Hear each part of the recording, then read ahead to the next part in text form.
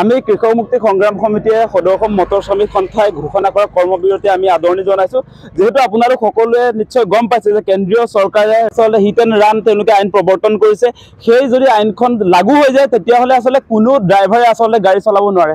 আপোনালোক সকলোৱে নিশ্চয় মন কৰিছে আইনখনত যিবিলাক কথা আছে সেই অনুসৰি আসলে চালকজনৰ নিৰ্দোষী এজন চালকেও আসলে 10 বছৰ পৰ্যন্ত জেলত থাকিব লাগিব আৰু 10 লাখকৈ টকা আসলে তেওঁলোকে জৰিমনা দিব লাগিব।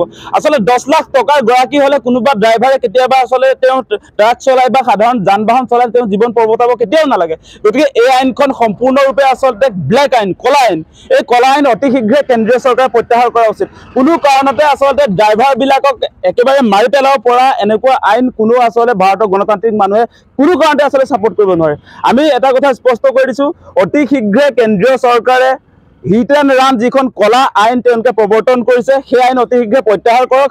যদি প্ৰত্যাহাৰ নকৰে এই মুহূৰ্তত আপোনালোকে দেখিছে যে আজি কৰ্মবিৰতি পালন কৰাৰ পাছত সাধাৰণ মানুহৰ অৱস্থা কি হৈ গৈছে। আজি যাতায়াতৰ ব্যৱস্থা নাই, অহা কালিলৈকে সেই অৱস্থাই হৈ থাকিব আৰু ভৱিষ্যত সময়ত এইটো এটা বহুত ডাঙৰ এটা অৱস্থালৈ যাবগৈ। আৰু এই মুহূৰ্তত এটা কথা আমি স্পষ্ট ৰূপত কৈ দিছো যে অতি শীঘ্ৰে কেন্দ্ৰীয় চৰকাৰ ৰাজ্য চৰকাৰে সঠিক ব্যৱস্থা লওক আৰু চালকৰ বিৰুদ্ধে তেওঁলোকে যিটো সিদ্ধান্ত গ্ৰহণ কৰিছে হিট এণ্ড ৰান যিখন আইন প্ৰৱৰ্তন কৰি সেইখন প্ৰত্যাহাৰ কৰিবই লাগিব। এইটো স্পষ্ট কথা। আপোনালোকে নিশ্চয় জানে যে এতিয়া দুৰ্ঘটনা কৰিম বুলি কোনেও নকৰে, দুৰ্ঘটনা কৰিম বুলি কোনো চালকে নকৰে।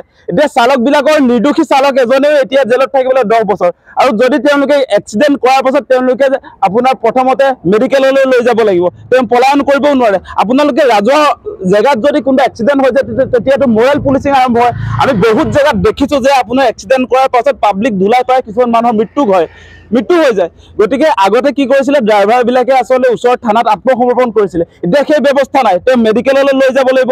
মেডিকেলত যদি সেই আপোনাৰ পেচেণ্টজনৰ মৃত্যু হয় তেওঁ 10 বছৰ কাৰাবাস খাটিব লাগিব। সেই পেচেণ্টজনৰ হয়তো ভুল আছিলে, সেই মানুহজনে ট্ৰাকৰ সন্মুখত বা গাড়ীৰ সন্মুখত নিজে আত্মহত্যা কৰি দিলে। তাৰ পাছত আপোনাৰ ড্ৰাইভাৰজনে আপোনাৰ 10 বছৰ জেলত থাকিব লাগিব, তাৰ পাছত আকৌ 10 লাখ টকা জৰিমনা দিব লাগিব। সেয়া আসলে কোনো গণতান্ত্ৰিক মানুহে এই মুহূৰ্তত আসলতে সমৰ্থন কৰিব নোৱাৰে। আমি সেই কথা স্পষ্ট ৰূপত কৈছোঁ যে হিট এণ্ড ৰান সেই কলা আইনখন অতি শীঘ্ৰে বাতিল কৰক আৰু শ্ৰমিক যিবিলাক সংগঠনে ইতিমধ্যে বন্ধ ঘোষণা কৰিছে, চকা বন্ধ ঘোষণা কৰিছে, কৰ্মবিৰতি পালন কৰিছে, সেয়া আমি আচলতে আদৰণি জনাইছোঁ।